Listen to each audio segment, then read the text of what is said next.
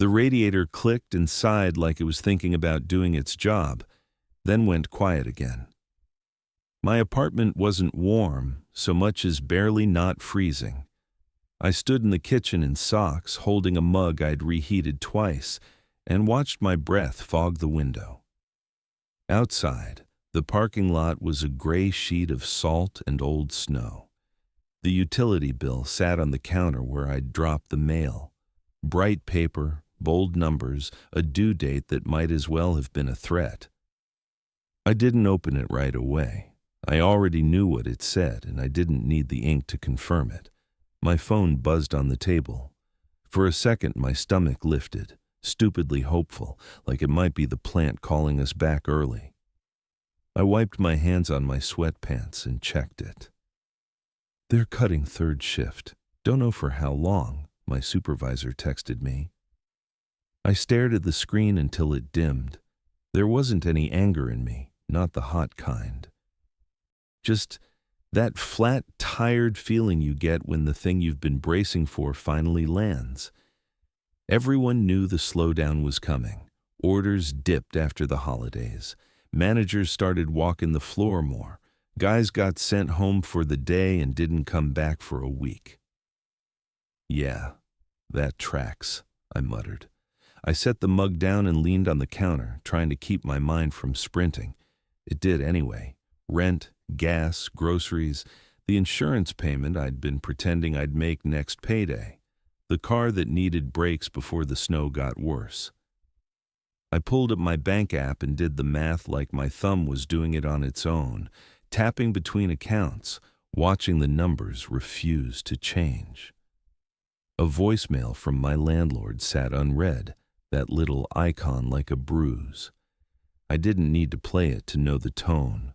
Polite, firm, the kind of voice that says he's running a business, not a charity. He'd use the word late like it was my fault winter existed. I could stretch it, maybe.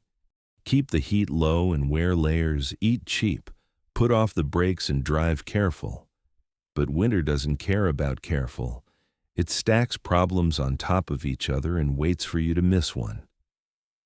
I opened my laptop because that's what you do when you don't want to panic out loud. I typed overnight into the job board and scrolled past the usual stuff: security guards, warehouse pickers, snow removal. Then a listing caught my eye because the pay didn't fit the job title. Overnight facility monitor, Northline lakes fishing and picnic grounds, seasonal, immediate hire, no experience required. I clicked it, expecting a catch. Instead, it was clean. A short description about walking the grounds after closing, checking locks, logging equipment status. A line about following the overnight routine exactly. The hourly rate sat there like a dare, higher than anything else on the page by a wide margin. I told myself it was because nobody wanted nights, because it was out of the way, because it was seasonal and they needed someone now. A few weeks, I thought, just until the plant restarted third shift. Then I'd drop it, no hard feelings, back to normal. I stared at the number again, felt my jaw tighten, and hit apply. Northline Lake sat out where the road started to feel less maintained on purpose. The closer I got, the fewer streetlights there were, and the more the landscape looked like it had been scraped flat and left to weather on its own. Patches of snow clung to the shoulders in dirty piles. The trees were bare, thin fingers reaching up into a sky that couldn't decide whether it wanted to be gray or just gone. My car rattled over a stretch of potholes and frost heaves, and I turned onto a gravel drive marked by a wooden sign that had been repainted more than once. The letters were clean enough to read, but the board itself was weathered and splitting along the grain. Northline Lakes, it said, and under it, smaller: fishing, picnics, private events. Someone had added a little fish graphic in the corner like this was supposed to be charming. The parking lot was mostly empty, but not abandoned. Tire tracks cut through the slush. There were orange cones stacked neatly near the entrance. A trash bin with a lid that actually closed. The place looked like it had money behind it, the kind of money that doesn't always show itself in flashy ways, but shows up in the little things that keep a business from feeling run down. The office building was small, a single-story rectangle with a front porch and a big window full of flyers. Kids holding fish, families smiling around a grill, a couple in matching hoodies under a banner that said, "Happy Birthday." Next to the door, there was a corkboard with laminated rules for guests and a stack of printed waivers under a plastic cover so they didn't get damp. Inside, the air smelled like coffee and bait and that lemon cleaner people use when they want a place to feel fresh, even when it isn't. A woman stood behind the front counter with her hair pulled back and a pen tucked behind one ear. She was sorting papers into little stacks like she'd done it 1,000 times. She looked up and gave me a quick smile that landed somewhere between polite and genuinely friendly. "You're Ben, right? Audrey said you'd be here," Lauren said. "Yeah, just here for the overnight thing," I told her. Lauren nodded, already reaching for a clipboard. She slid it across the counter with a pen. The form was basic. Name, address, emergency contact, signature line under a paragraph of small print about liability and property rules. It was the kind of paperwork you sign at a gym or a trampoline park, except this one had a line that made me pause. It mentioned restricted areas and the possibility of termination for entering them. That was a weird thing to include in a guest waiver, but it was also the kind of thing that shows up when a business has been burned before. While I filled it out, I took in the photos on the wall behind Lauren. Big prints in cheap frames, a kid holding a trout almost as long as his arm, a group of teenagers around a fire pit with hot dogs on sticks, a wedding party under a pavilion, white folding chairs lined up in rows, strings of lights hanging overhead. The pavilion itself was visible through the office window if you leaned to the side. A wide shelter with a metal roof, picnic tables underneath, a grill station along one edge, and a cleared space where you could set up speakers or games. It was easy to picture it in summer, full of people, music, laughing, the smell of smoke and lake water and sunscreen. It looked normal. It looked like a place my cousins would bring their kids on a weekend just to do something. That normalness was probably the point. Lauren took the clipboard back, scanned it, and set it on a stack with a sticky note that had my name written on it in block letters. She didn't ask me questions about my work history or why I wanted nights. She didn't do the kind of small talk people do when they're curious. It felt less like I was being interviewed and more like I was being processed. "Audrey's in the back," she said, and pointed down a hallway that led past a closed door labeled "Staff Only." I stepped through, and the office noise dropped off like the building was split into two different worlds. The hallway smelled like damp boots and propane. I passed a little break nook with a microwave and a battered coffee maker. A paper sign taped to the wall said, "Clean up after yourself" in all caps. Two hooks held heavy jackets that looked like they belonged to men who worked outside for a living. One hook was empty, and the absence caught my eye in a way I couldn't explain. Audrey Klein came out of a side room like she'd been waiting for the moment I crossed a line on the floor. She was maybe late 30s, early 40s, hair neat, posture straight, wearing a zip-up fleece with the Northline logo embroidered on the chest. She didn't smile. Not in a rude way, just in a way that said she didn't use smiling to make people comfortable. She shook my hand quickly, firm grip, then let go like she didn't want the contact to linger. She led me back through a door that opened onto a covered walkway. From there, the property spread out in a way that made the business feel bigger than it looked from the road.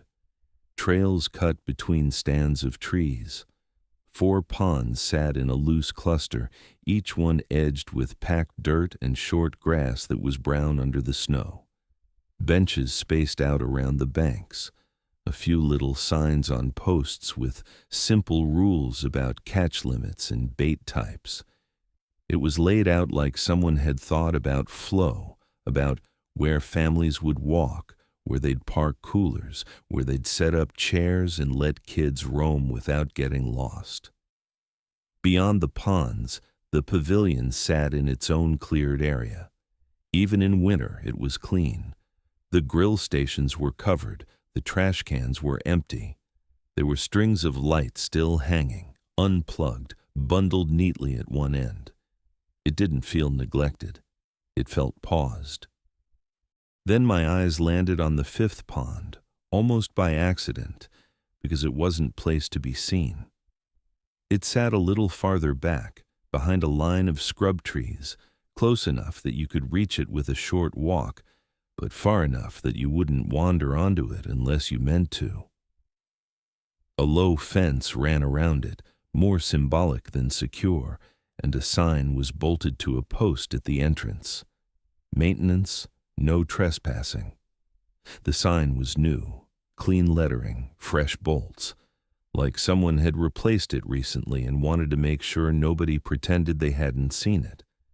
The water itself looked wrong, not in a dramatic way, not like it was boiling or glowing. It was just too calm. The wind was picking up across the property, pushing dry snow in thin skitters across the paths, rattling the branches. The other ponds showed it, little ripples tracking across their surfaces, uneven and alive. Pond 5 didn't. It sat there flat, dark, and still, like it had its own rules about what weather applied to it. Audrey didn't follow my gaze for long. She noticed me noticing it, and she redirected like it was automatic. We walked to a small utility building near the back, a practical box with a metal door and a padlock. Inside, it was warmer than the outside air, but not comfortable. The smell of oil and damp concrete hit me right away. A panel of switches and timers sat on the wall, labels printed in neat strips. There were breakers, a digital readout, a log sheet clipped to a board, a couple of tools hung on hooks. It all looked maintained, not improvised, the kind of setup that made sense if the owner had dumped a lot of money into the place and didn't want it failing in the middle of a busy weekend. Audrey pointed out what I was supposed to check, not the way someone teaches, but the way someone recites, which switch corresponded to which system, where the spare supplies were kept, which door stayed locked, what I wrote down if something flickered or sounded off. She kept her language careful, using words like monitor and record and report. She didn't say fix, she didn't say troubleshoot. It's routine work, don't overthink it, Audrey said. I nodded like I understood, and maybe I did in the broad sense. There were systems here that needed to run. Aerators, pumps, whatever, kept an artificial pond healthy through temperature swings and long freezes. None of that was weird. The weird part was how much she seemed to care about the exact way it happened. When we stepped back outside, I looked again, just a quick glance, toward Pond 5. The fence line cut a clean curve around it, no footprints in the snow leading in. No trash, no fishing line caught in the brush. It was like the place was being kept untouched on purpose. We went back toward the office, and Audrey handed me a folder with forms. Basic new hire stuff, tax paperwork, policy acknowledgments, a schedule sheet with my name typed in next to overnight shifts. I signed where she pointed, one page after another, like I was trying not to think too hard about what I was agreeing to. My pen hovered for a second on the last page because the page didn't feel like a page. It felt like a commitment. I still asked, because if I didn't ask now, I wasn't going to like myself later. "What happened to the guy before me?" I asked. "He got sick. That's all you need to know," she said flatly. I looked at her, then looked down at the line where my signature was supposed to go. There was nothing in her face to negotiate with, no room for follow-up, just procedure. So I signed. I slid the folder back to her. I told myself it didn't matter. People quit jobs all the time, people get sick, places hire replacements, that's how it works. Still, when I walked out into the cold and headed for my car, Pond 5 pulled my attention again. Not like a scream, more like a steady tug. Like if I looked away too hard, I'd be missing the only part of the place that was telling the truth. Audrey didn't wait until my first shift to hand me the real part of the job. She did it right then, while I was still standing in the office hallway with cold in my bones and the smell of bait clinging to the air, like a reminder that this place sold an idea of the outdoors, not the outdoors itself. She pulled a single sheet of paper from a drawer behind the counter and stapled it to a manila backing like she didn't trust it loose. The header was bold and plain. Overnight routine, Pond 5 only. That was the first thing that made my stomach tighten. Not because I cared about rules. I've worked enough places to know the checklist is what keeps you from getting blamed when something breaks. But most checklists read like they were written by someone who had too much time and not enough imagination. This one read like somebody had seen something specific and didn't want to ever see it again. It wasn't long. 7 lines, plus a couple short notes about logging. The language was simple, almost blunt, but the details were too sharp. Stay within the Pond 5 perimeter. Do not wander to the public ponds. Do not sweep the water with your light. Maintain the aerator cycle. Feed from the marked position only. If you hear a voice, do not answer. During the 7-minute window after 3, lock yourself inside the booth and turn the lights off. None of those sentences sounded supernatural by themselves. You could explain most of them as liability and safety. Don't roam the property alone at night. Don't shine lights on water and spook wildlife. Don't mess with equipment you aren't trained to repair. Fine. Normal businesses put normal rules on paper all the time. What didn't feel normal was how tight the timing was, like the place ran on more than staffing and electricity. And what didn't feel normal was the repetition. The way the sheet kept circling back to Pond 5 like it was the only thing that mattered. Not the office, not the gates, not the pavilion full of grills and picnic tables. Pond 5 and the tiny little booth beside it and the utility room and the line painted near the feed chute. Audrey held the paper out to me with 2 fingers. No flourish, no explanation beyond what was printed. She watched my eyes move across it like she was checking my reading speed. I took it and read it again slower because I didn't like the way my brain wanted to skip the parts that made me uncomfortable. The feed time was written in numbers, 1:26 a.m. exactly, not around or about, exactly. And the other anchor wasn't written as a range, it was written like an order, 7 minutes after 3. Lights off, door locked, don't stand at the glass. I looked up at her. She was just waiting, calm, blank. The kind of calm that doesn't come from confidence, it comes from repetition. She'd done this enough times that the words didn't mean anything to her anymore, or they meant too much, and she'd learned how to flatten her face so no one could see it. Two things you don't miss, 1:26 and 7 minutes after 3, Audrey told me. I nodded because I didn't know what else to do. I could have joked, could have made it light, but the paper didn't feel like something you joked about. It felt like a boundary someone had traced in marker and dared you to step over. My thumb rubbed the edge of the sheet, the staple biting slightly into my skin. I pictured myself out there in the dark, alone, with the wind coming off the ponds and the gravel crunching under my boots. I pictured the fifth pond sitting behind its low fence, flat and black, and the idea that there were rules about what time you did something at the edge of it. I flipped the page over, even though there was nothing on the back, like I might find a normal explanation hiding there. There wasn't. Just blank paper, clean and white, like the sheet was meant to be this thin on purpose, like they didn't want me carrying more than I had to. I tried to place it in a category that made sense. Maybe the owner had been sued before.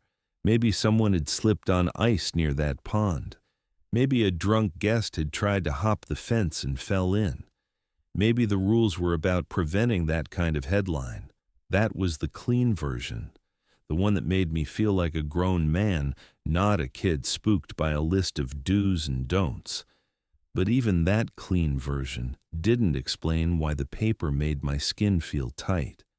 It didn't explain why there was a specific minute for feeding, or why the booth needed to be dark at a specific point after 3. It didn't explain why the sheet didn't say call 911 if you see someone on the property. It said, do not answer. It said, do not fix. It said, log. And if something's wrong, I asked, that came out more careful than I meant it to. I wasn't trying to challenge her. I was trying to give myself an out, some clause that made this feel like a job and not like a test. If the aerator cycle breaks, I fix it. If a breaker flips, I reset it. If the gate lock is loose, I tighten it. That's how work is supposed to go. Problems appear. You solve them. You get paid. Audrey didn't blink. She didn't even take the paper back. She just watched me like the question was expected, like it was part of the script. Write it down. Don't fix it, she said. There it was. The part that made the whole thing tilt. I looked at the sheet again and saw it differently. Log, don't fix, don't look, don't answer. Stay in the perimeter, stay behind the line. It wasn't a checklist for doing tasks. It was a checklist for not doing the wrong thing. For a second, I thought about saying no. I thought about handing it back and walking out into the cold and getting in my car and figuring something else out. Then, my brain did the math again, like it always did lately, and the idea died right there. I didn't have something else. I had a weak heater, a stack of bills, and a winner that didn't care what I wanted. So I folded the rules sheet carefully, not because I respected it, but because it felt like you didn't crumple something like that. I slid it into my coat pocket where my wallet used to sit before I started carrying it loose in my jeans to keep from losing it. The paper pressed against my ribs when I moved, a stiff reminder. As I walked out of the office, I caught myself touching the pocket, checking it was still there, like a map, like a warning, like a survival list I didn't want to need. Russell, the owner, texted me the first night like he was checking a box. Gate locks it close. Don't let it drift, Russell texted me. Got it? I texted back. That was it. No welcome, no extra context. No, call me if something's weird. Just a reminder that the gate was the line between the park being a business and the park being whatever it turned into after hours. I pulled into the gravel lot a few minutes early and sat with the heater blasting stale air that never really warmed anything. The office window still glowed. Inside, I could see someone moving behind the counter, head down, doing end-of-day motions, paperwork, cash drawer, lights, normal. I told myself this would feel normal once I got moving. I'd done late shifts before. You show up, you do your walk, you check a few locks, you kill time, you go home. It's boring. That's the point. But the minute the gate clanked and the chain slid into place, the property changed in a way my brain noticed before I did. Like the air got thinner. Like the sounds outside got more deliberate. Even the cold felt sharper, more personal, the kind that crawls under your coat and sits on your ribs. Lauren handed me a key ring and a clipboard at the counter without making a big deal out of it. She didn't ask if I was ready or if I had questions. She just slid the stuff over and tapped the clipboard once like she was passing off a shift at a gas station. The office smelled like coffee and lemon cleaner, and something faintly fishy that I couldn't place until I realized it was bait. It wasn't a bad smell. It was just a reminder that this place was built around water and hooks and people pretending winter didn't exist if you had something fun to do. I stepped outside and pulled my hat lower. The path from the office to the back of the property was packed down, hard snow and frozen mud. Security lights threw pale pools across the trail. Beyond those pools, the trees were just shapes. The 4 public ponds sat to the left, spread out like someone had planned a friendly loop for families. Even at night, they looked like ponds. The wind moved across them, and the surfaces answered with ripples that caught the light. If I stood still, I could hear soft water noise, that faint lap that says the world is still moving even when you're tired. It almost relaxed me. Then I caught a glimpse of Pond 5 through the scrub trees, and the relaxation died. It wasn't dramatic. No fog, no glow, no obvious warning sign besides the literal one. Maintenance, no trespassing. The sign looked new enough to have been replaced recently, bolts clean, lettering sharp. The fence around it was low, more a boundary marker than an actual barrier.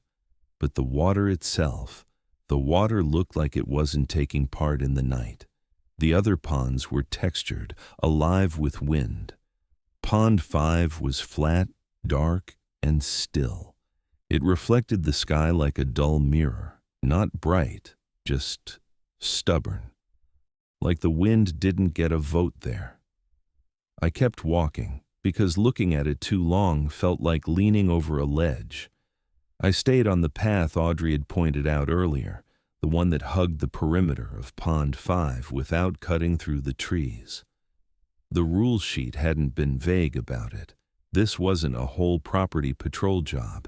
This was a narrow loop with a narrow focus, and I didn't have to understand why to follow it. The booth sat near the fence line, a little kiosk that looked like it had been built fast and cheap years ago and never upgraded. Narrow door, 2 small windows, a desk inside, and a space heater that would probably do more for morale than temperature.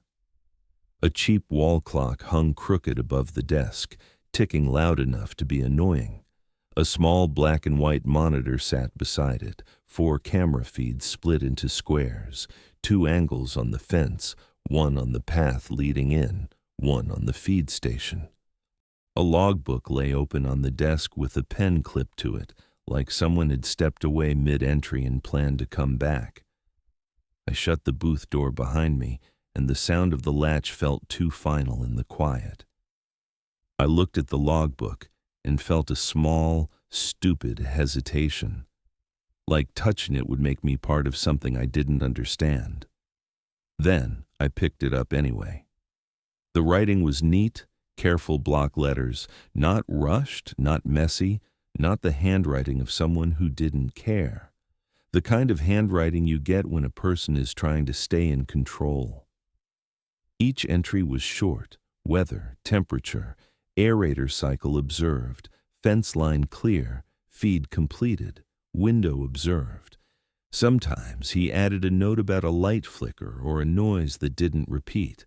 Nothing that sounded insane, nothing that screamed horror story. Just a man doing the job with discipline. His name was at the top of every page in the same steady hand. Trent Mallory. I flipped backward, then forward again. I wanted to find the part where the writing changed, where it got shaky or panicked. I wanted to see proof that he'd gotten sick the way Audrey said, but the entries stayed consistent right up until they stopped. They didn't trail off. They didn't fade. They stopped like a cut wire. One full night logged cleanly, last line centered and calm. Feed completed, no anomalies observed. Then the next page was blank, not torn out, not smudged, blank. The pages after it were blank too, like the book had been left open and ready, and the person who wrote in it never came back to pick up the pen. I set the book down and stared at it for a moment. My throat felt tight, and I didn't like that reaction either. People quit jobs. People stop showing up. It happens. But the blank pages didn't feel like quitting. They felt like interruption. I forced myself to look at the camera monitor instead. The fence line feeds showed snow and posts and nothing moving. The path feed showed the same trail I'd walked in on, empty. The feed station camera showed the post and chute under a security light, the white line on the ground bright against the darker snow. In the corner of that feed, part of Pond 5's surface was visible. Even on the grainy black and white screen, it looked too smooth. I did the first lap of the perimeter like it was any other job. Slow, steady, not shining my flashlight down at the water, just using it to see where my boots landed and where the fence posts were. The snow along the fence was undisturbed. No fresh footprints, no trash, no sign of someone messing around. It was clean like someone cared. Back in the booth, I wrote my first entry. I kept it simple. Date, weather, first shift. The act of writing steadied me more than I expected. It gave the night a shape. It made me feel like I could put a fence around my own thoughts, the same way the fence sat around the pond.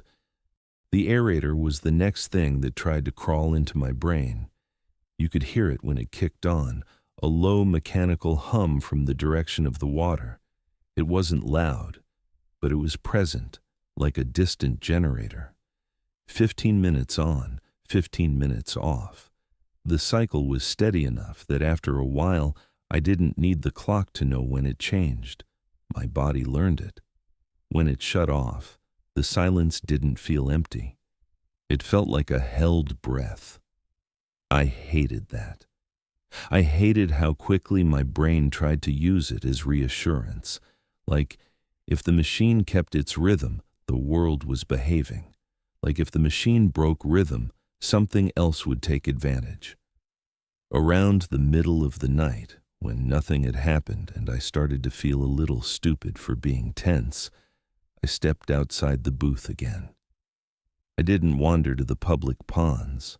I didn't go anywhere the sheet didn't tell me to go. I just walked the fence line a second time, listened to the wind, and checked that the gate on the Pond 5 fence was latched. The wind pushed through the trees, making branches click together. Snow squeaked under my boots. Everything sounded normal.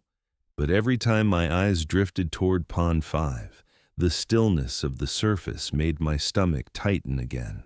It looked like a patch of night that didn't move. Near midnight, I went to the utility room, because I knew I'd need the feed bucket later, and I didn't want to be rushed. The walk there was short, but it felt longer because the trees around Pond 5 ate the light. The security lamps created pockets of visibility and then darkness between them. I kept my flashlight angled low, on the ground, not on the water. The utility building door was stiff in the cold. The lock turned with a metallic click that sounded too loud in the quiet. Inside smelled like oil and damp concrete. Shelves lined one wall, organized in a way that told me someone took this seriously. Plastic bins with labels, a roll of tape, paper towels, spare fuses, and on the lower shelf a row of sealed buckets, all the same size, each wrapped with colored tape and numbered in marker. That was the first time it really clicked that this wasn't just grab some fish feed. It was inventory, controlled like it mattered which bucket got used on which night. The tape colors weren't random. The numbers weren't random. It looked like a system built by someone who didn't trust memory. I found the bucket listed on the clipboard in the booth and lifted it. It was heavier than I expected, enough that I felt it in my shoulder. The lid seal was clean and intact. I held it under the utility light and checked it twice like I was trying to catch it lying to me. No peel marks, no wrinkles. It looked perfect. I carried it back and set it under the booth desk so it would be there when I needed it. Then I sat down and waited, trying not to stare at the clock like a kid waiting for a school bell. The feed time was printed on the sheet in a way that made it feel less like a schedule and more like a ritual. I didn't like that thought, so I pushed it away. I told myself it was just how they kept track of equipment cycles. Fish get fed at consistent times. Aerators run on consistent intervals. It's business.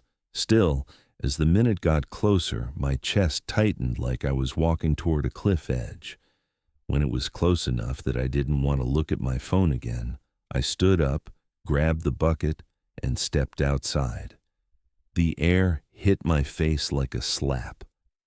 The feed station was exactly where the camera showed it, a metal chute mounted on a post angled toward the water.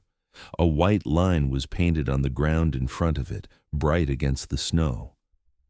I stopped behind the line and set the bucket down at my feet. I kept my eyes on the post and the chute and the line. I didn't let my gaze drop to the surface. The smell down there was faint, cold water and mud, and something stale underneath, like algae trapped under ice. When my phone ticked over to 1:26 a.m., I popped the lid. The feed inside was dark pellets, not worms, not anything alive. It smelled sharp and stale, like something processed and stored. I tipped the bucket slowly and poured until it felt like half, not measured, not weighed, just half in the way you do it when you're following instructions and you don't want to give the night an excuse to argue with you. The pellets rattled down the chute in a steady stream. I didn't look down. I didn't talk. I kept my boots planted behind the line like the paint was the edge of something deeper than snow. When it was done, I snapped the lid back on and stood still for a beat, listening. I expected a splash. I expected the sound of pellets hitting water. I didn't get either. The chute swallowed the sound. The water didn't answer. The quiet felt intentional. I turned and carried the bucket back to the utility building, returned it to the shelf, and locked the door. I was halfway back to the booth when the feeling hit me. It wasn't footsteps. It wasn't a voice. It was the sense of someone standing behind me close enough that I should have felt their heat. My shoulders went rigid. The hair on my arms lifted under my sleeves. I stopped walking. For a couple seconds, I didn't turn. I stared at the booth door ahead of me, that rectangle of darkness, and tried to force my brain into the normal explanation. The park was closed. I was alone. My body was reacting to that. It was adrenaline, nothing more. The pressure didn't fade. If anything, it pressed closer, like a person leaning in. I turned fast, swinging my flashlight up, keeping it off the water, just lighting the path behind me. There was nothing there. The beam caught fence posts and trees and my own footprints. It caught the utility building wall and the maintenance sign in the distance. No shadow moved, no shape shifted, nothing stepped out of the light. The feeling lingered anyway, like the absence itself was the point. I stood there breathing hard, annoyed at myself for it, then forced my shoulders down. I walked back to the booth without changing my pace. I didn't want to teach my body that panic was the correct response. Panic makes you improvise. Improvisation was the one thing Audrey's sheet seemed designed to punish. Inside the booth, I locked the door and sat at the desk. My hands shook a little as I wrote the feed entry. I kept it factual. Feed completed at 1:26 a.m. bucket seal intact. No visible anomalies. I didn't write down the feeling. I didn't write down the way my skin reacted. The logbook wasn't for what you felt. It was for what you could prove. And sitting there with Trent's neat handwriting on the pages behind mine, I understood why the difference mattered. The aerator hummed on again, then off again. The on/off rhythm threaded itself through everything, steady enough to be maddening. Every time it turned off, I caught myself listening harder, waiting for something else to fill the silence. Nothing did. Not at first. The night went on in stretches. I watched the cameras. I did a short perimeter walk when the wind died down enough that the silence felt too thick. I came back in and wrote down what I saw, which was always the same thing. Empty fence, empty path, feed station still, water too smooth. When it got close to the second time anchor, the one Audrey had made me repeat, I felt the tension in my chest return. I didn't like that the rules could do that to me. I didn't like that a number on a page could make my body brace. When the moment arrived, I did exactly what the sheet said. I turned off the booth light. The little bulb clicked, and the booth fell into shadow. The camera monitor still glowed, but it wasn't enough to make the space feel safe. I stayed away from the windows, sitting with my back against the wall so I wasn't close enough to accidentally lean toward the glass. Outside, wind moved through the trees. I could hear that. But underneath the wind, I heard something else, soft and close, like a hand dragging along wet ground, water touching the bank. It wasn't loud. It wasn't a splash, just a gentle contact in and out, like someone testing the edge. The problem was the wind was wrong for it. The public ponds would have been restless, louder, answering the gusts. Pond 5 didn't answer anything. It stayed flat. And still, I heard the water touch the shore as if it was moving on purpose. I held still. I didn't look. I didn't lean forward. I didn't try to prove I wasn't scared by breaking the rule. I just waited with my hands in my pockets, letting the seconds pass without giving the night anything to work with.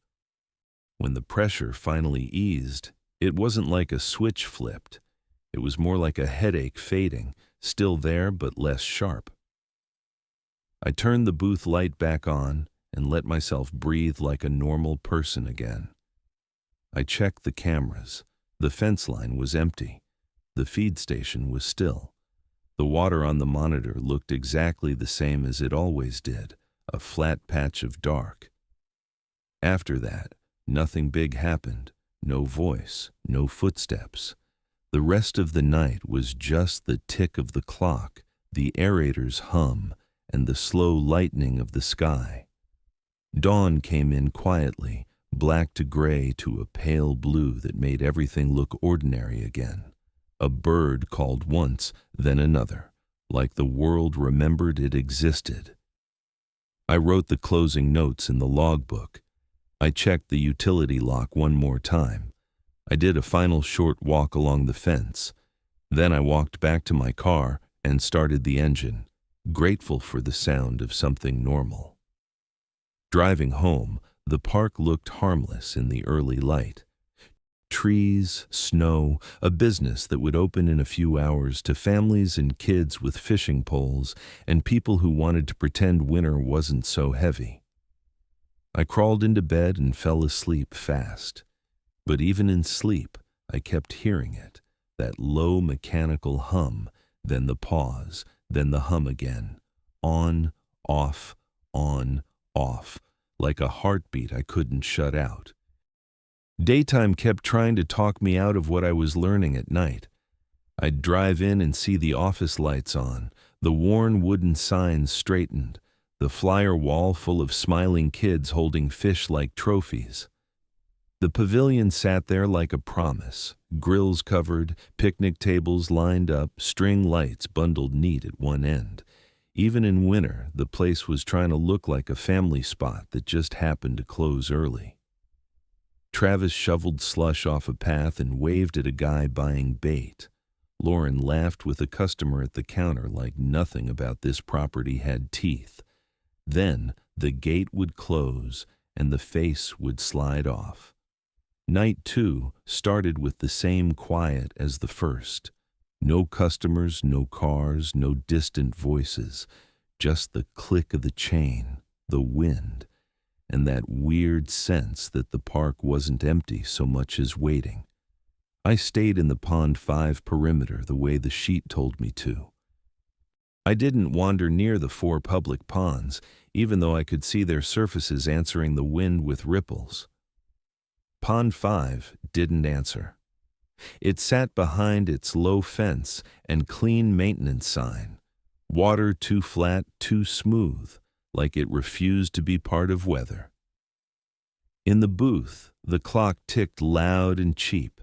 The camera monitor hummed and glowed in black and white squares. The logbook lay open where I'd left it, my night 1 handwriting still looking like it was trying too hard to sound calm. I wrote the basics, checked the feeds, and forced myself to keep my movements normal.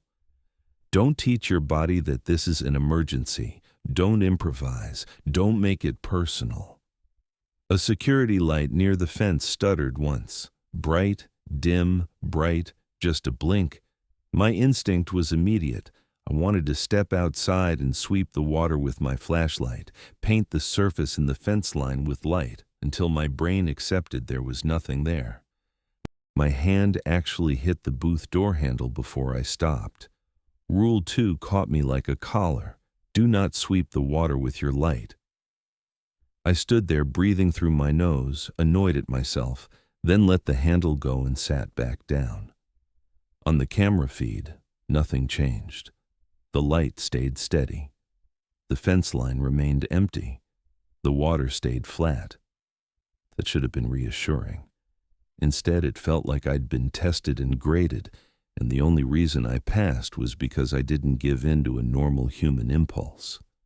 I went to the utility room earlier than the first night, trying to avoid rushing anything tied to Pond 5. The buckets were lined up the same way as before, sealed, numbered, wrapped with colored tape like a controlled supply chain. I found the one listed for that date and lifted it into the light. The seal looked wrong, not torn, not hanging loose. It looked like it had been peeled back carefully and pressed down again, a faint wrinkle in the adhesive strip, a speck of grit caught under one edge, the kind of detail you'd miss if you weren't already looking for cracks. My first instinct was to swap it out, grab another and pretend I never saw it. But the sheet didn't say I could choose. It didn't say, if something looks off, replace it. It said, follow the routine, and it said log issues instead of fixing them. So I carried the bucket anyway, and I wrote it down. Bucket seal appears lifted and reseated. Used per routine. Seeing the words in ink made my stomach sink. It wasn't just a feeling anymore. It was a recorded fact. At 1:26 a.m., I stood behind the painted line and poured half the pellets down the chute without looking down, without speaking, without shifting my boots. The pellets rattled the metal the way they had the first night, and for a few seconds it felt almost routine. Then the chute made a sound that wasn't pellets. A slow scrape from inside the metal, like something pulled along the chute from below, gentle but deliberate. It lasted maybe a second, long enough for my whole body to freeze. Then it stopped, and the pellets kept going like nothing happened. I snapped the lid back on, backed away from the line without thinking, and forced myself not to look down. Don't give it attention, don't negotiate, don't act like you're trying to catch it in the act. Back in the booth, one camera feed glitched, just the feed station quadrant. It smeared into grain, then went black for a few seconds like a blink. Not a power outage, more like a gap, like a hand closed over a lens and then moved away. When it came back, everything looked the same as before. Post, chute, white line, slice of flat water. I logged it too. Feed station camera briefly cut out, returned to normal. I hated how harmless it looked on paper. That was the problem. This wasn't a horror movie. It was a series of small deviations, each one easy to dismiss if you wanted to stay comfortable. The rest of night 2 held. The 7-minute window after 3 came, and I shut the booth light off and stayed away from the glass. I heard water touch the bank, soft and close, like someone testing the edge with fingertips. The wind was wrong for it, but the sound happened anyway, quiet enough that you could doubt yourself if you needed to. I didn't move. I didn't look. I waited until the pressure eased, then turned the light back on and wrote the closing notes at dawn like this was just another shift. Night 3 was when the daytime version of Northline stopped feeling like a lie and started feeling like a cover. I got to the office early and saw something that made my stomach drop in a way the flicker and the glitch hadn't. A heavy canvas jacket hung on a wall hook behind the staff door, old stains at the cuffs, the kind of coat you'd wear if you spent nights outside in wind off the water. A name label was stitched on the chest, half peeled at one corner, letters faded, but still readable. Trent. If Trent had gotten sick and left clean, his jacket wouldn't be hanging there like he planned to come back for it. It wouldn't be left in plain sight, not boxed up, not returned to a family member, not tossed. It looked forgotten, and that felt worse than any official story. Lauren was at the counter stacking paperwork, moving faster than she needed to. She smiled when she saw me, but it didn't reach her eyes. It looked like an expression she used because the alternative was acknowledging something neither of us wanted to say out loud. I kept my voice low, like volume mattered. Lauren, Trent Mallory, he really just got sick, I asked. That's what Audrey said, she told me. You believe that? I asked. Lauren's gaze flicked down the hallway like she expected to be overheard, even when nobody else was there. Her shoulders tightened, then eased a fraction, and her voice dropped. I don't do nights, Ben, she said quietly. She slid the keyring toward me without meeting my eyes and added, almost like she was reciting something she'd been told to say. Just stick to the sheet, okay? She told me. I took the keys and nodded. There wasn't anything else to do with that conversation. She'd made it clear she didn't want her words living on paper the way mine did in the logbook, like being on record mattered. Once the gate closed that night, the park sharpened again. The security lights looked harsher. The shadows between the trees looked deeper. Pond 5 waited behind its fence, water still refusing the wind. I sat in the booth and found myself flipping back through the logbook to Trent's last written page, reading the calm line he'd left like I might find a hidden warning in the spaces between words. Then I hit the blank pages again, that hard stop, and it felt less like someone quitting and more like someone being erased. The bucket seals looked perfect on night 3. That should have been comforting. It wasn't. It just made me feel like the place could decide when to show me the crack and when to hide it. The feed at 126 went smooth, no scrape in the chute this time, and that smoothness made my skin crawl. Quiet doesn't mean safe. Quiet means you're not being warned. By dawn, my handwriting in the logbook had gotten neater, not because I cared, because I was being trained. My body wanted control, and the only control the job allowed was the exactness of routine and the certainty of ink. Driving home, I finally let myself think the thought I'd been avoiding. The rules weren't about safety. Not really. They weren't designed around trespassers or broken equipment or slipping on ice. They were designed around attention and timing and restraint. They were about what you didn't do, what you didn't look at, what you didn't answer. They were about keeping something contained. Night 4 started wrong before I even opened the door. The wind was up hard enough to rock my SUV when a gust hit it broadside, and the cold had that sharp, wet bite that makes your eyes water instantly. I sat in the lot with the heater blowing air that never quite warmed my hands, staring at the office window like it could tell me which version of Northline I was about to get. In daylight, the place sold normal. In the dark, it felt like the property stopped being a business and became a mouth you were standing too close to. When the gate chain slid into place and the latch settled, the sound landed heavier than it had the last 3 nights. Not louder, just more final. I zipped my coat, pulled my hat lower, and started down the packed path toward Pond 5, with my shoulders already hunched against the wind. The public ponds on the left looked restless, finally matching the weather. Ripples chased each other across their surfaces, breaking up reflected light in jittery patterns. Branches snapped and clicked. Snow skittered across the ground in thin sheets. Everything had motion.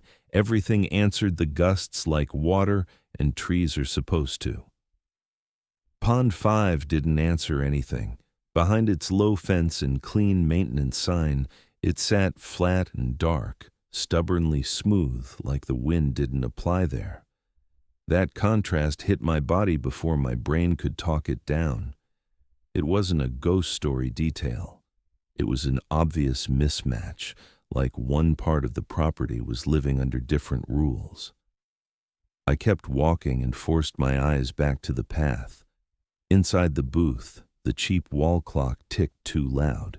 The camera monitor glowed in 4 black and white squares. I opened the logbook and wrote the header with that careful neatness I'd started slipping into, the kind you develop when you're trying to keep your mind from wandering into places you can't afford. The aerator was supposed to be the one steady thing, 15 minutes on, 15 minutes off, a rhythm you could use to keep your thoughts from spiraling. That night, the rhythm wouldn't hold. I heard the hum when it should have been off. At first, I told myself I'd miscounted, that my brain was tired and inventing patterns. But I listened harder, and it was there, faint and constant, like the machine was running under its own rules. Then, it surged louder for a moment, not enough to be a malfunction, just enough to make me look up from the logbook like someone had cleared their throat in the next room. It didn't feel like equipment anymore. It felt like pressure. I stood and checked the window without stepping close. I wasn't going to press my face to glass. I wasn't going to teach my body that leaning toward Pond 5 was normal. That's when I saw the streaks. Moisture trails running down the inside of the booth glass in thin vertical lines, uneven, like wet fingers had dragged there from the top and pulled down. Not fog, not condensation, actual streaks that caught the booth light. I hadn't been close enough to touch the window. I'd been at the desk. Even if I'd leaned forward, I'd leave a smear, not long trails. My throat tightened. The heater kicked weakly. The clock ticked. The aerator hum pressed through an off cycle like it wanted me to notice. I wrote it down with words that sounded too calm for the way my skin felt. Moisture streaks observed on booth glass. No known source. I kept the pen moving because stopping would turn it into a moment, and moments are where you start negotiating with yourself. The first power flicker hit the utility building feed on the camera monitor. A blink of light and then steady again. I watched that square until my eyes hurt, and it flickered again, just long enough to make me feel it in my chest. The booth light dimmed for half a second, like a breath being pulled from the room. My instinct was to fix it. That's what you do when you're responsible for a place. You keep the system stable. You don't wait for it to fail. But the sheet didn't want stability by improvisation. It wanted stability by obedience.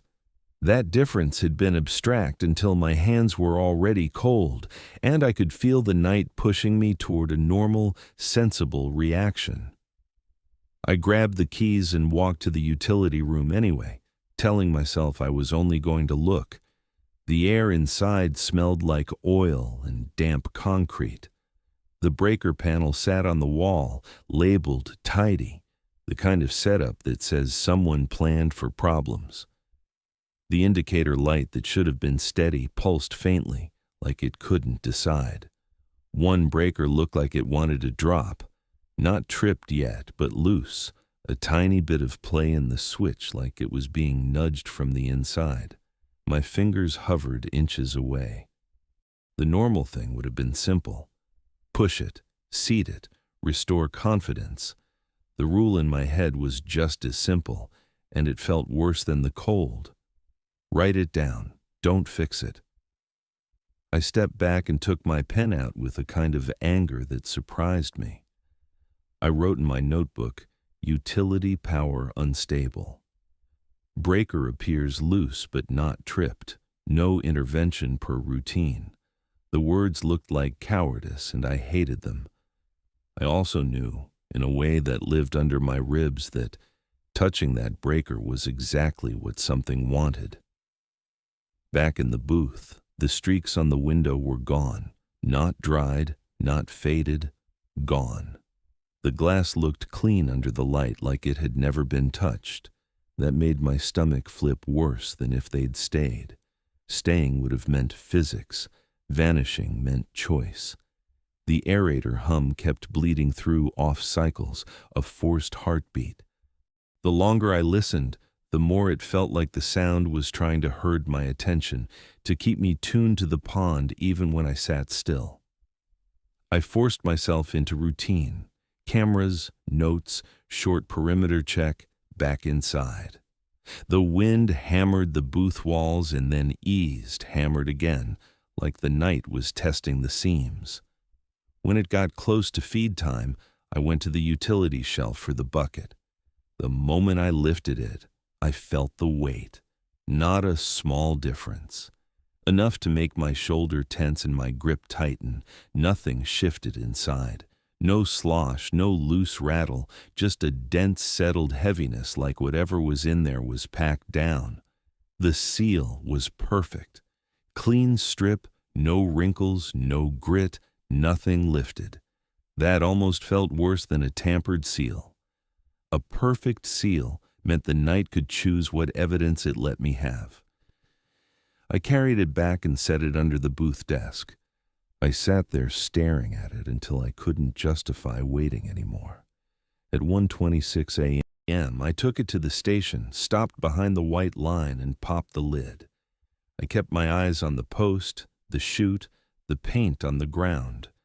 I poured half without looking down, without speaking, boots planted like the line was the edge of a drop.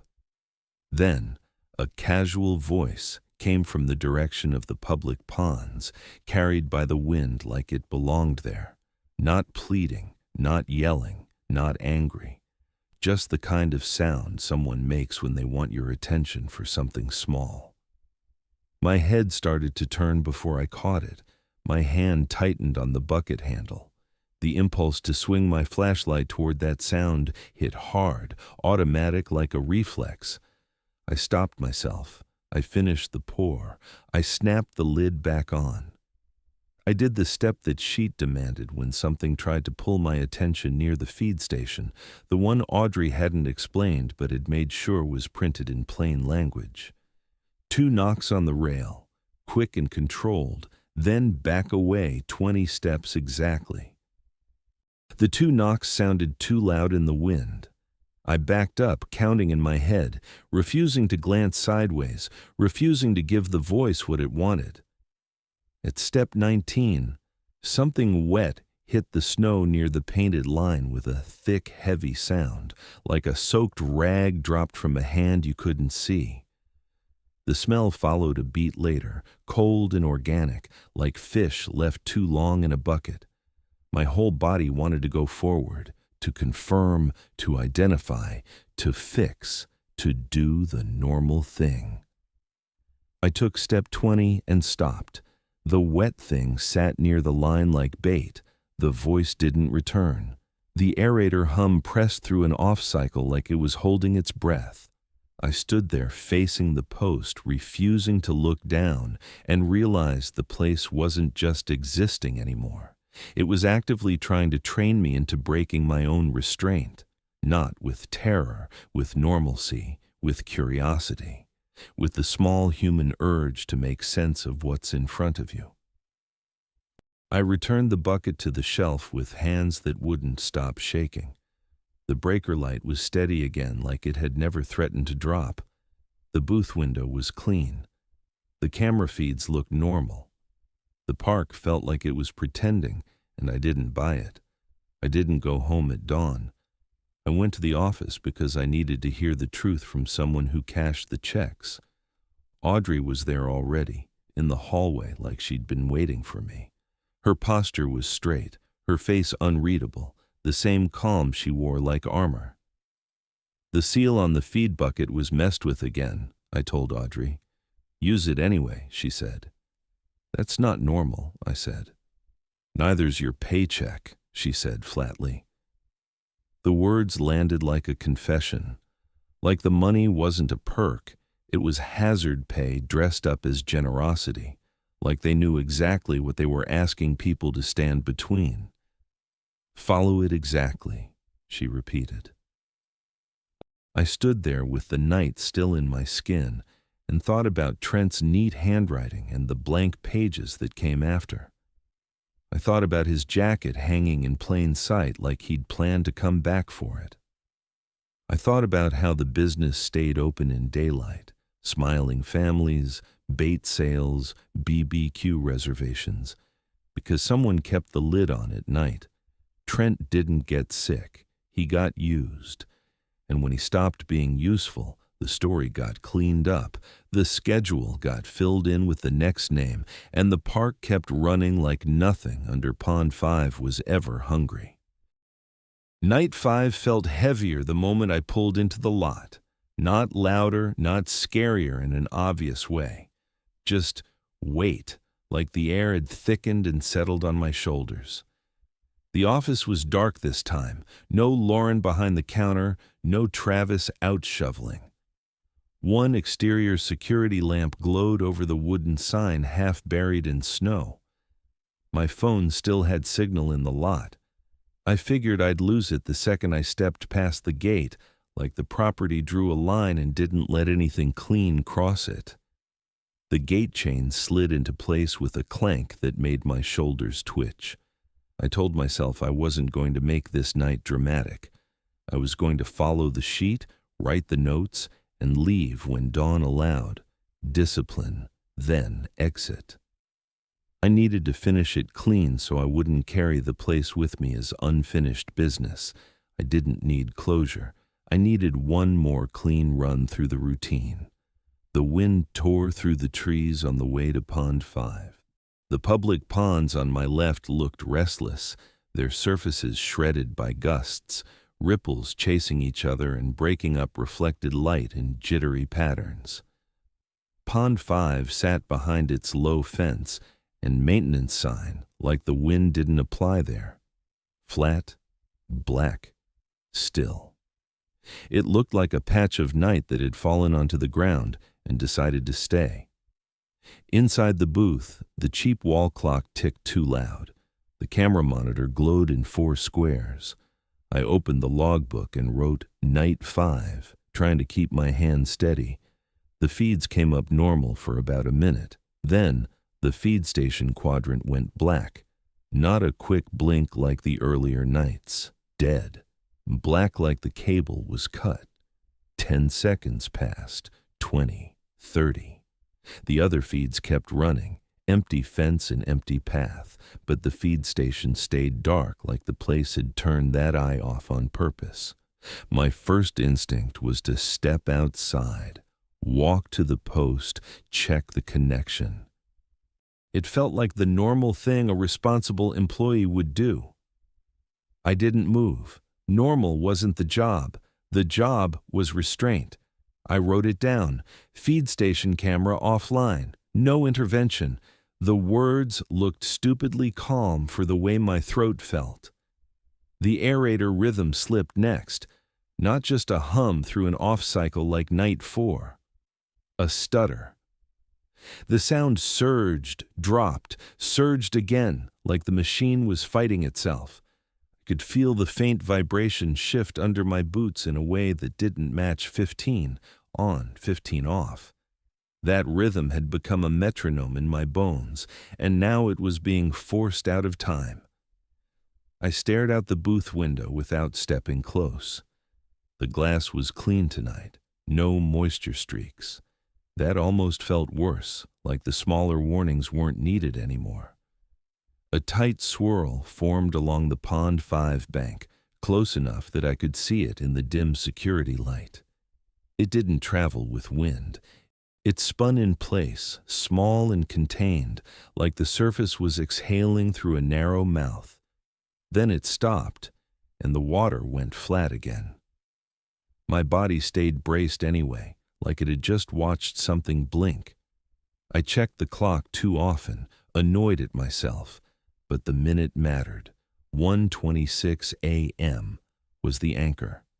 The longer the feed station camera stayed dead, the more it felt like something wanted the feeding done blind. No record, no proof, just me, the painted line, and the chute. When it got close, I grabbed the bucket from under the desk. It felt heavy again, dense, like it held more than pellets. The seal was perfect, clean strip, no wrinkles. I carried it out into the cold, and the wind hit my face hard enough to sting. The public ponds answered the weather with frantic movement. Pond 5 didn't answer at all. At 1:26 a.m., I stopped behind the white line and popped the lid. I set my stance the same way I always did. Eyes on the post, hands steady, mouth shut.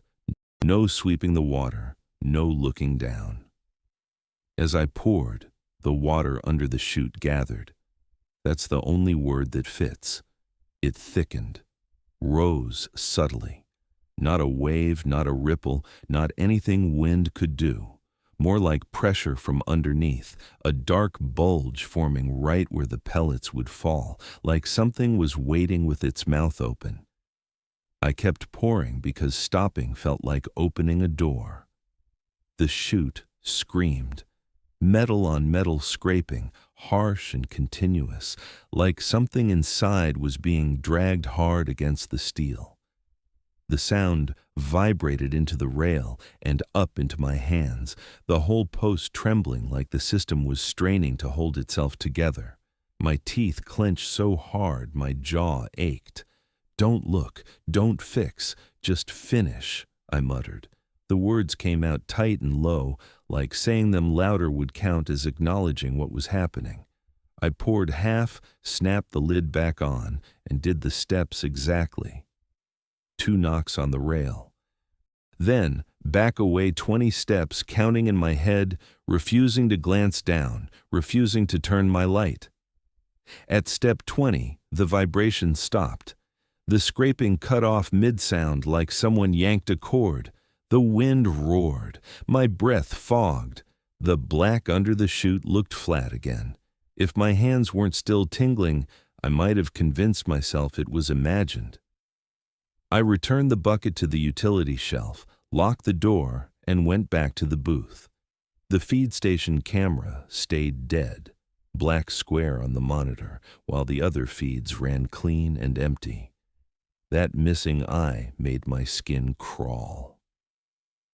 When the 7-minute window after 3 came, I turned off the booth light and sat away from the glass.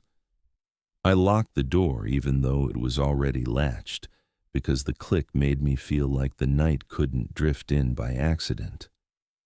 Something moved along the fence outside, not footsteps, something wet, dragging, slow and deliberate, like water being pulled across wood. It passed close to the booth, close enough that the hair on my arms lifted. I didn't look. I didn't shift. I let it travel by like you let a train pass when you're standing too close to the tracks. Then a voice spoke outside the booth, close enough that it didn't feel like it carried. Flat, calm, sickeningly practical, like the arrangement finally admitted what it was. "You keep it fed, and they keep selling tickets," a voice said flatly outside the booth. The sentence landed in my chest like a weight, not a threat, not a trick, a summary. The high pay, the strict routine, Audrey's tone, Trent's blank pages, the daytime smiles and the off-limits water at night. It was all the same deal, said out loud once and then left to rot in my mind. Dawn came thin and gray. The feed station camera snapped back on at some point like nothing had happened, showing the post and chute and painted line clean and still. I wrote the last notes with hands that felt too stiff, then shut the logbook. "I'm done," I told myself. When the sheet finally allowed me to leave, I didn't hesitate. I locked the booth, walked straight to my SUV with my flashlight aimed at the ground, and drove out without stopping, without turning around, like the place might notice if I did. I didn't go home to sleep after night 5. I drove straight to Northline with the sun still low and the sky the color of dirty steel. The roads were empty, and that helped. Less chances to stop, less chances to hesitate. I didn't want to give myself room to talk myself into a conversation I didn't owe anyone. I didn't want to stand in that office and hear another calm explanation that made my skin crawl. The lot was quiet. No families, no bait sales, no music from the pavilion, just the same wooden sign, the same security lamp, the same gravel under my tires. I parked close to the office, left the engine running, and carried the keyring inside like I was returning a library book, something borrowed that I didn't want in my house. The front counter area was dark except for the glow from a back hallway light.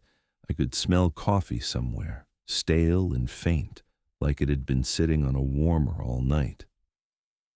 Audrey was in the hallway by the staff door, already dressed for the day shift, hair neat, face unreadable.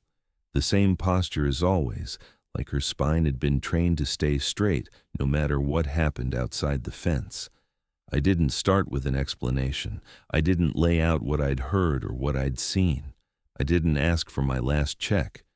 I just set the keys on the counter, slid the routine sheet out of my coat pocket, and laid it on top of them. Leaving it there felt important, like I was giving back more than metal. Audrey looked at the keys, then at me. She didn't reach for them right away. That pause was the closest thing to emotion I'd seen from her. Not surprise, not worry, just a calculation, like she was already adjusting the schedule in her head. My phone buzzed while I was still in the building. I didn't check it until I was back in the car with the door shut and my hands on the steering wheel. The message was from Audrey, short enough to fit in one breath. "You don't talk about Pond 5. You just move on," Audrey texted me. It wasn't a request. It wasn't even a warning, not the way a person warns you because they care. It read like policy, like something written into the same kind of sheet she'd handed me on my first day, clean and official and meant to keep the business running. I didn't respond. I put the SUV in reverse and backed out of the lot, tires crunching gravel. I didn't look toward Pond 5 when I passed the fence line. I kept my eyes on the road and drove until the trees thinned and the highway lines felt like proof of civilization. Back in my apartment, everything looked the same as it had before this job. Cheap furniture, weak heater, dishes in the sink I kept meaning to wash. The normal clutter of a life I'd been patching together one bill at a time. That should have felt like relief. Instead, I noticed water. A glass on the counter, half full, went mirror flat when the heater kicked on, like the surface was holding its breath. I stood there staring at it until I realized my shoulders were up around my ears. Later, when I turned on the bathroom faucet, I caught myself aiming the light away from the sink, refusing to look straight into the bowl of water as it filled. It was automatic, muscle memory, a rule that had moved in without asking. That night, I lay in bed with the lights off and the room cold around the edges. I told myself I was safe because I'd quit. I told myself I'd left the keys behind, left the sheet behind, removed my name from the schedule. Somewhere in the building, a pipe clicked, the heater cycled, and under it, so faint I could almost deny it, I heard the rhythm I'd been trained to track. On, off, like a heartbeat that wasn't mine. I lay there in the dark listening, knowing I quit the job, but not the habit of surviving it.